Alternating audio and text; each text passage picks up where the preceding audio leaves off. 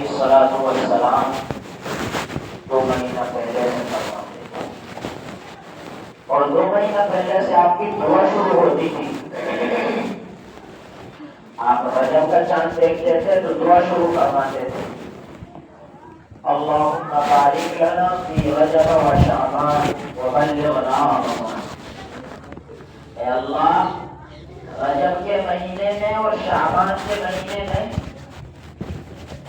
برکت دے دے ہمارے لیے، اور رمضان تک ہمیں پہنچا دے۔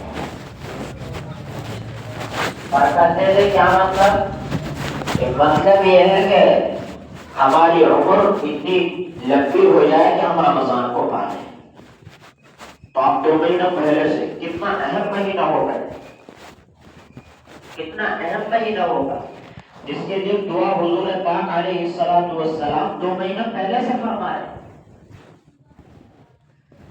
اے اللہ رجب میں اور شعبان میں برکت دے کر رمضان تک پہنچا دے۔ اور شعبان کا مہینہ شروع ہوتا تھا تو آپ نے بعض صحابہ کرام کو ہاتھ پکڑ کر دعا سکھلائی، اللہم سلمنی من رمضان وسلم رمضان لی وتسلمہ منی متقبلا۔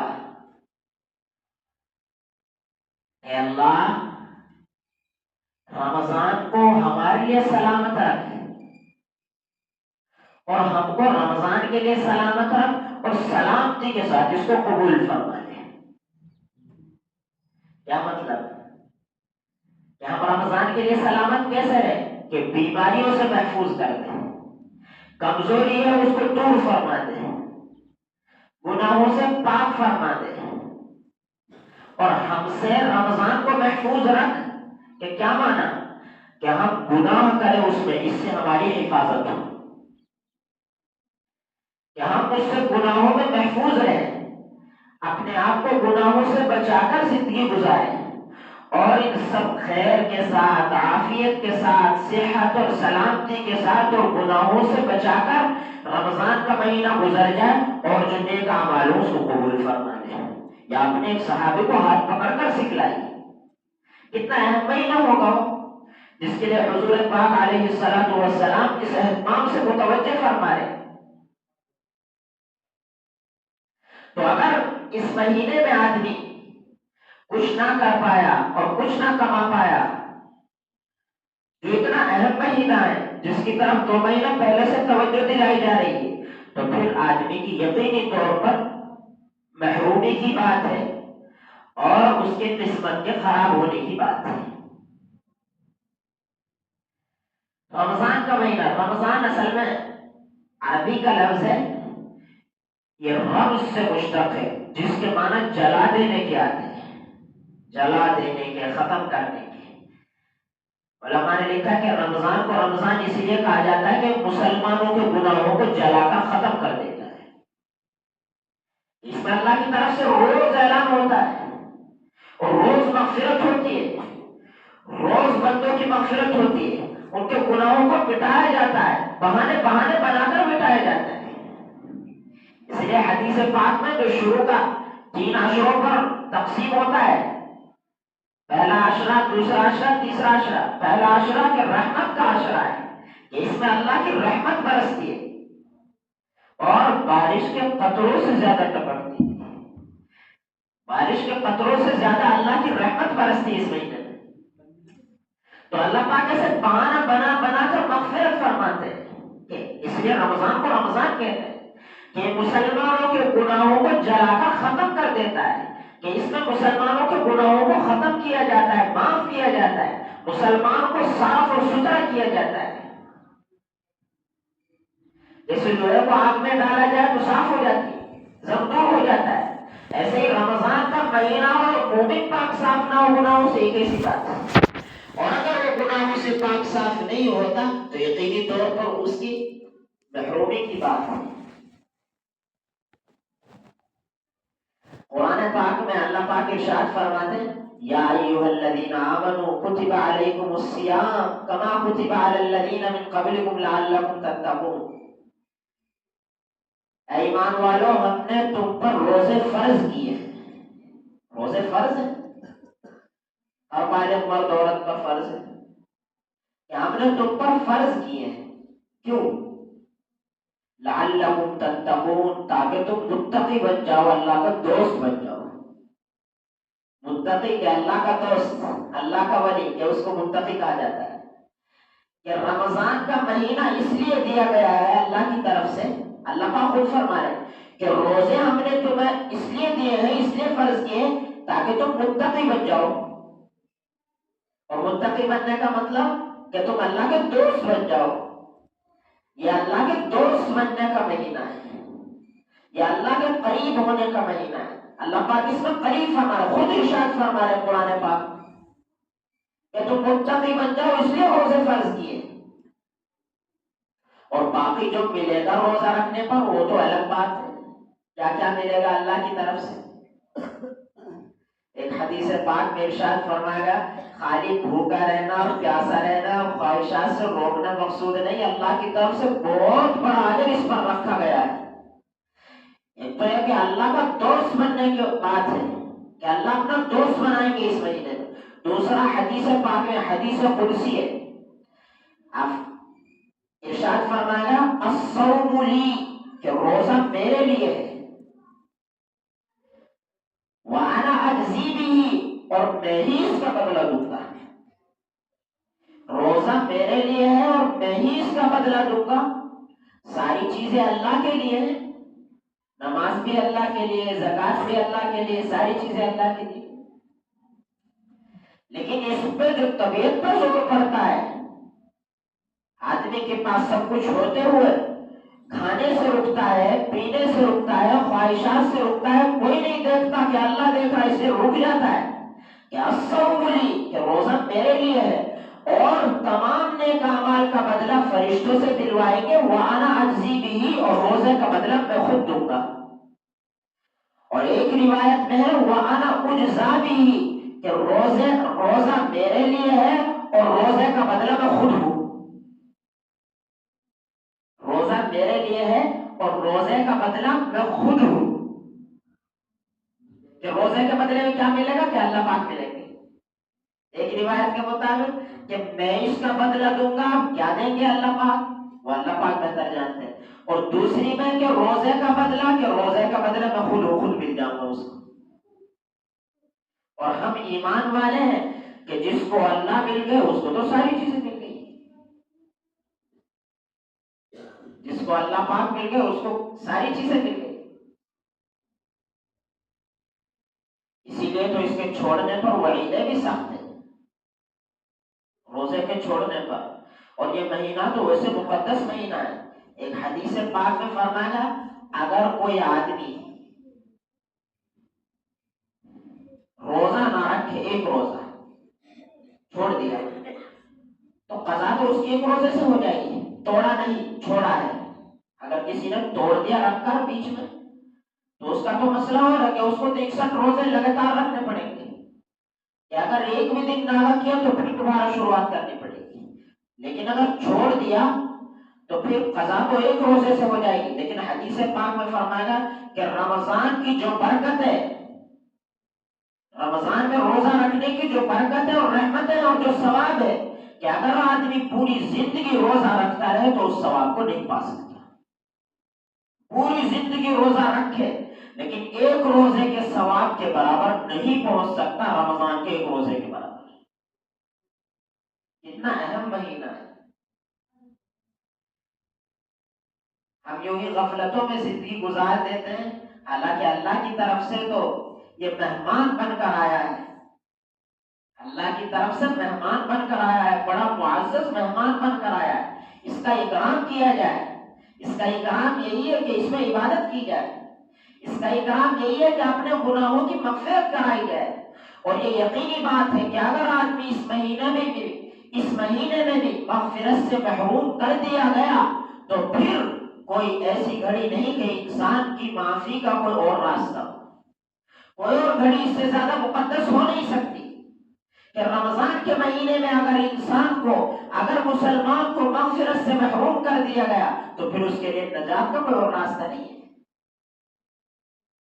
تمام عام اعلان ہوتا ہو، کہیں روزے کے وقت اعلان، کہیں کبھی اعلان، کہیں کچھ فرمایا گیا، کہیں کچھ فرمایا گیا کہ اگر ایسے وقت میں بھی محروم ہو گیا آدمی اور ایسے مہینے میں بھی محروم ہو گیا کہ اللہ پاک سارے گناہوں کے راستوں کو بند کرنے کی تدبیر لگاتے ہیں، شیطان کو بند کر دیتے ہیں،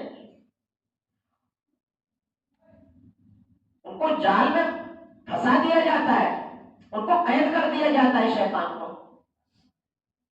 اور جنت کو سجایا جاتا ہے، جنت کو آراستہ کیا جاتا ہے، اور مغفرت کا اعلان ہوتا ہے، پوری پوری رات کا اعلان ہوتا ہے، اور اختیار کے وقت کتنوں کی مغفرت ہوتی ہے۔ اگر آدمی ایسے مہینے میں بھی مغفرت سے محروم ہو گیا تو یقینی بات ہے کہ ٹوٹے اور خسارے والا ہے آدمی۔ اس لیے جس قدر کوشش ہو سکے کہ آدمی اپنی مغفرت کو تلاش کرے، اپنی مغفرت کے لیے بہانے بنائے، اپنی مغفرت کی کوشش کرے، اللہ کے قریب ہونے کی کوشش کرے۔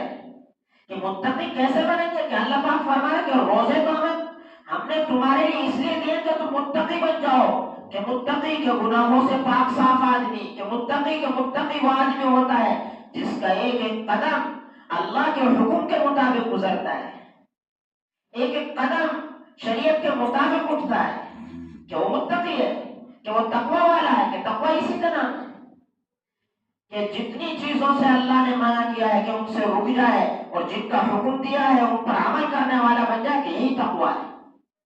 کہ روزے تو اس لیے کہ تم متقی بن جاؤ۔ اگر ہم متقی نہ بنے اس مہینے میں تو پھر کیا مقصد حاصل ہوا؟ لیکن اب بات یہ ہے کہ ہم کیسے آئے گا ہمارے اندر تقوی اس مہینے میں، کہ متقی ہم کیسے بنیں گے؟ کہ تو تقوی والا مہینہ، کہ متقی بننے کا مہینہ، لیکن بنیں گے کس طرح؟ حضرات علماء نے لکھا ہے کہ جو آدمی اس مہینے میں روزہ رکھنے کے ساتھ ساتھ 3 کام کر لے تو اللہ کی ذات سے امید ہے کہ اس آدمی کو تقوی حاصل ہو جائے گا، وہ آدمی متقی بن جائے گا جو آدمی اس مہینے میں 3 کام کر لے۔ سب سے پہلا کام فرمایا گیا متقی بننے کے لیے کہ آدمی اپنے آپ کو گناہوں سے بچائے، ہر طرح کا گناہ، چھوٹا ہو بڑا ہو، ہر طرح کے گناہوں کو چھوڑے، کھلا اور چھپے ہوئے ہر طرح۔ قرآن کہتا ہے وَذَرُوا ظَاهِرَ الْإِثْمِ وَبَاطِنَهُ، ہر طرح کے گناہوں کو چھوڑ دو، کھلا اور چھپ کر ہر طرح کے گناہوں کو چھوڑ دو، قرآن کہتا ہے۔ کیوں؟ اس لیے کہ اللہ کے احکامات کی نافرمانی کہ اللہ کے ساتھ بغاوت ہے، کہ گناہوں کا کرنے والا کہ اللہ کا باغی ہے، اور باغی کا انجام ساری دنیا جانتی ہے، کہ کوئی بادشاہ کی بغاوت کرے تو انجام جانتا ہے کہ اس کو جھگڑا بھی جاتا ہے، بادشاہ سے دور بھی کیا جاتا ہے، اور مصیبتوں میں بھی ڈالا جاتا ہے۔ تو اللہ کا باغی کہ اللہ کی رحمتوں سے دور کر دیا جاتا ہے، کہ گناہ کرنے والا کہ اللہ کا باغی، اور اللہ کا باغی اللہ کی رحمتوں سے دور۔ اس لیے سب سے پہلا نافرمان دھرتی پر کے شیطان، اس کو فرمایا گیا لعین ملعون، کہ لعین ملعون کے کیا معنی، کیا مطلب؟ کہ اللہ کی رحمت سے دھتکارا ہوا، اللہ کی رحمت سے دور کیا ہوا، اللہ کے دربار سے دھتکارا ہوا۔ کہ کیوں؟ اس لیے کہ اس نے اللہ کے احکامات کی نافرمانی کی۔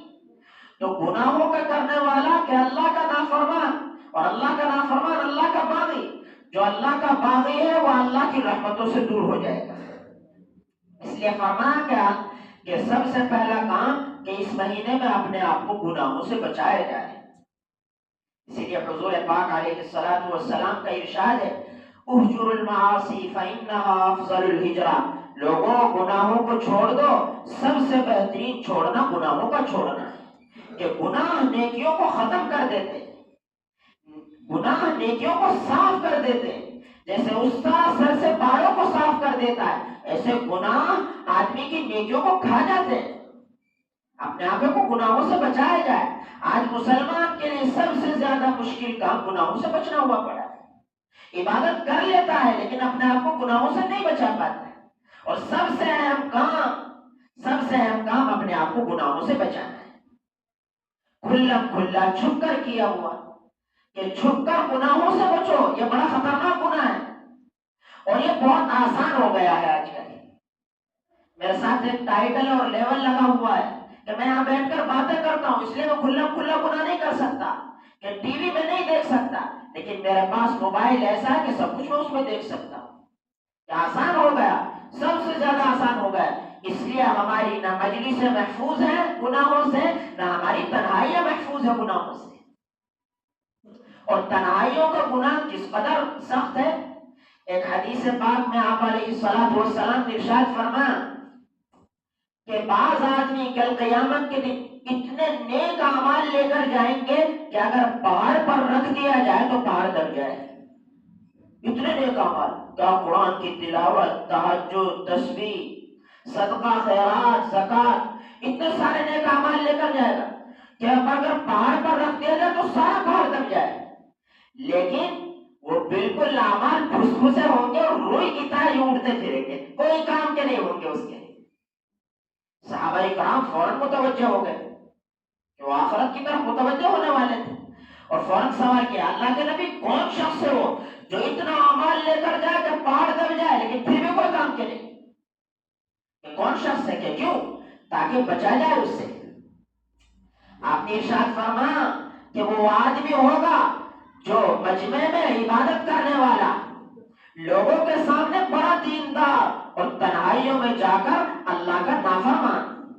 تنہائیوں میں اللہ کی نافرمانی کرنے والا اور مجمع میں بڑی تلاوت کرنے والا، بڑی نماز پڑھنے والا، اگلی صف کا نمازی تنہائی میں جاتا ہے تو موبائل غلط دیکھتا ہے، موبائل کا غلط استعمال کرتا ہے. یا پھر کہ یہ وہ آدمی ہے کہ اتنے سارے نیک اعمال لے کر جائے گا، کہیں قرآن کی تلاوت ہے، کہیں صدقہ خیرات ہے، کہیں زکات ہے، کہیں تسبیح ہے، کہیں کچھ ہے، کہیں کچھ ہے، لیکن کہ تنہائیوں کے گناہوں کی وجہ سے کہ وہ بالکل بے جان ہویں گے اور یہ روئی کی طرح اٹھتے چلے جائیں گے، اس کے کوئی کام نہیں آئیں گے. اگر ہم اپنی زندگیوں کا جائزہ لے لیں اور مسلمان اپنی زندگیوں کا جائزہ لے لیں تو یقینی بات یہ ہے کہ آج اس قدر گناہ عام ہو گئے ہیں کہ بچنا مشکل ہو گیا ہے. اور اگلی صف کا نماز ہی بڑی آسانی سے نماز پڑھتا ہے، تکبیر اولیٰ کے ساتھ نماز پڑھتا ہے، لیکن گناہوں سے اپنے آپ کو نہیں بچاتا. اس لیے سب سے پہلا کام، سب سے اہم کام اپنے آپ کو گناہوں سے بچانا ہے. گناہوں کا نقصان اصل میں کیا نقصان ہے وہ ہمیں پتہ نہیں، اس لیے ہم گناہ بڑی آسانی سے کر لیتے ہیں. حدیث پاک میں فرمایا ہے کہ آدمی ایک گناہ کرتا ہے تو اس کے دل پر سیاہ دھبا لگ جاتا ہے، توبہ نہیں کرتا تو پھر دوسرا کرتا ہے تو جو سارا دل سیاہ ہو جاتا ہے، پھر خیر کی بات نہیں اترتی اس کے دل میں. یہ پہلا نقصان ہے جو حدیث پاک میں فرمایا گیا کہ گناہ کا پہلا نقصان دنیاوی کہ اس سے آخرت کی توفیق چھن جاتی ہے. جب اس کا دل سیاہ ہو گیا، خیر کی بات اس کے اندر اترتی نہیں، تو پھر اس کا دل نہیں چاہتا کہ وہ عبادت کرے، لمبی نماز پڑھے، کہ دعا مانگنے کو دل نہیں چاہتا.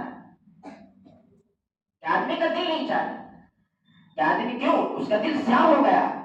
اور ایک حدیث پاک میں فرمایا گیا کہ آدمی اس گناہ سے رزق سے محروم ہو جاتا ہے اس گناہ کی وجہ سے جو اس نے کیا. رزق میں تنگی آ جاتی ہے گناہ کرنے کی وجہ سے، رزق میں تنگی آ جاتی ہے گناہ کی وجہ سے. آدمی فقر و فاقہ میں ملوث ہو جاتا ہے. اگر آج جائزہ لیا جائے تو ساری دنیا بڑی کما رہی ہے، بہت پیسہ آ رہا ہے، لیکن اس کے باوجود چاروں طرف آواز ہے کہ آدمی پھر بھی قرض میں ڈوبا ہوا ہے. کہ اس کی وجہ ہے کہ آدمی کما تو خوب رہا ہے لیکن گناہ کے ساتھ کما رہا ہے. کہ حدیث پاک میں فرمایا کہ رزق سے محروم کر دیا جاتا ہے، برکت اٹھا لی جاتی ہے، اس کے رزق سے برکت اتر جاتی ہے، ختم ہو جاتی ہے. 2 لاکھ کما رہا ہے، 3 لاکھ کا خرچ ہو رہا ہے، 1 لاکھ سر پر قرض ہے. کہ کیوں؟ اس لیے کہ اپنے آپ کو گناہوں سے نہیں بچاتا. اس لیے سب سے پہلا کام اور سب سے اہم کام اس مہینے میں تقوی حاصل کرنے کے لیے اور متقی بننے کے لیے وہ ہے کہ اپنے آپ کو گناہوں سے بچایا جائے. اس لیے نیت کرے اور ارادہ کرے کہ آدمی کے لیے گناہ کرنے کی وجہ سے دنیا بھی مصیبت اور آخرت بھی مصیبت. اور اگر آدمی گناہوں سے بچ جائے تو اس کی دنیا بھی اچھی بن جاتی ہے اور آخرت بھی اچھی بن جاتی ہے، ورنہ اس کی دنیا بھی برباد اور آخرت بھی برباد۔ اس لیے نیت کرے اور ارادہ کریں کہ ہم ہر ایک گناہ سے اپنے آپ کو بچائیں گے، اس مہینے میں خاص طور سے بچائیں گے انشاءاللہ۔ دو کام اور بچ گئے، وہ نماز کا کام ہے اور تیسرا قرآن پاک کی تلاوت ہے، اگلے جمعے میں اس پر باتیں ہو جائے گی۔